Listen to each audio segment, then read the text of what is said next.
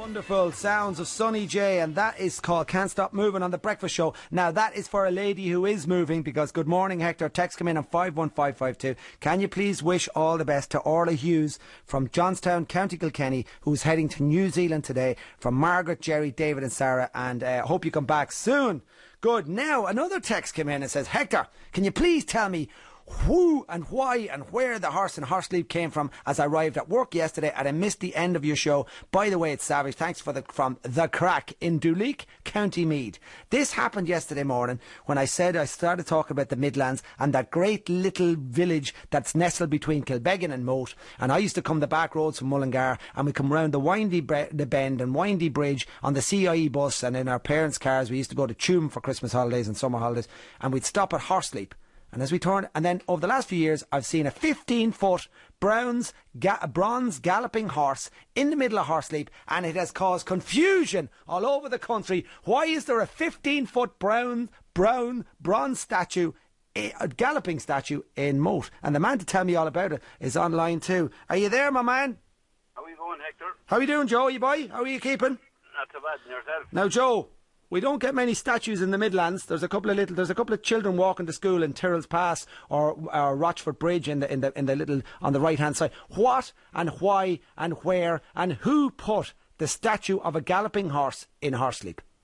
Well, I suppose I only have the normal sort of rumour at the time, but it is a fact. All right, Ferrari built that statue to present to Eddie Irvine when he was driving for Ferrari in the race around '99. Yeah.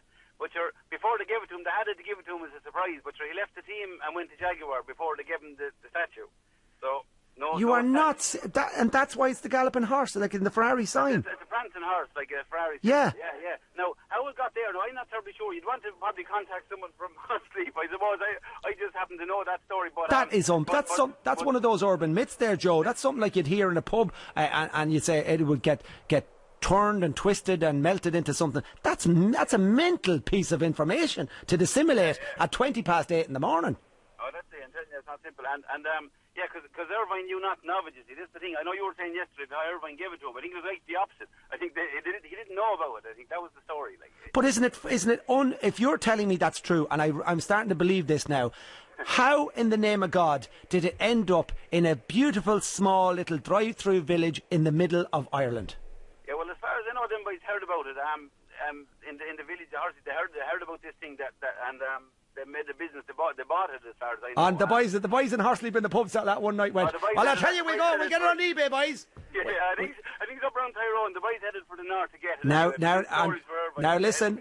Have a listen to this, Joe, because Alan, the producer's after coming in. Alan, you have more information on this. This is better than Primetime Investigates, Hector. This is unbelievable. I spent an hour and a half researching this yesterday. Say hello to Joe there. Hi, Joe.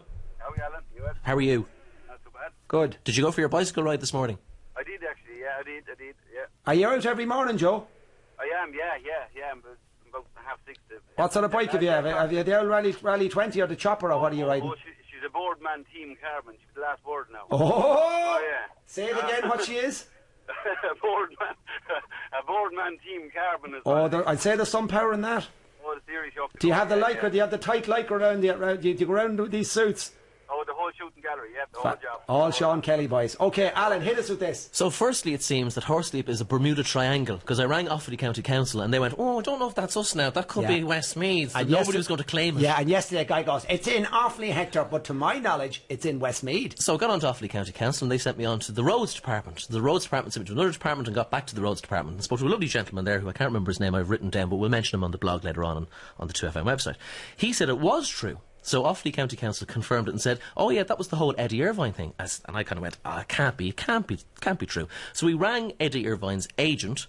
They kind of went, really, on the phone, but send him an email. So we emailed his agent, who sent it to Eddie, and we're hopefully going to hear back from the Eddie Irvine people today. Yeah, because you wouldn't know where Eddie be. But I got a really, really great email into the show, hector@rte.ie, if you want to send in your emails. And it's from Martina Niduan, who writes, Hi Hector.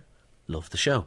Was driving up from Offaly this morning to work in Dublin and could not contact you before this on the status in Horseleap. Yes. And believe me, the amount of texts and emails coming out about this It's fantastic, folks, because we all know this. We all know the village. So the 12-foot-high bronze statue of the prancing horse that stands in the village green was actually made by Italy by Ferrari. In the 90s, the Ferrari Formula 1 racing team made a present of one of these statues of its famous logo to each of the F1 drivers.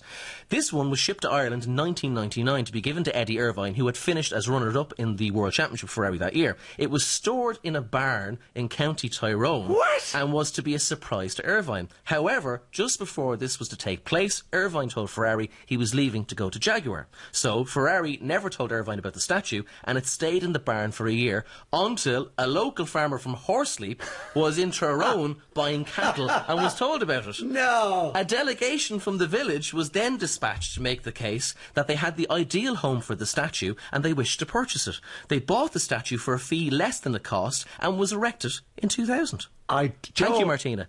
Martina, Joe, what do you think? Well, you dealt with me yesterday. There you are now. It was sitting in a bar in Tyrone until the boys in Horseleap. The boys headed her on, probably an Olympic Land Cruiser would be.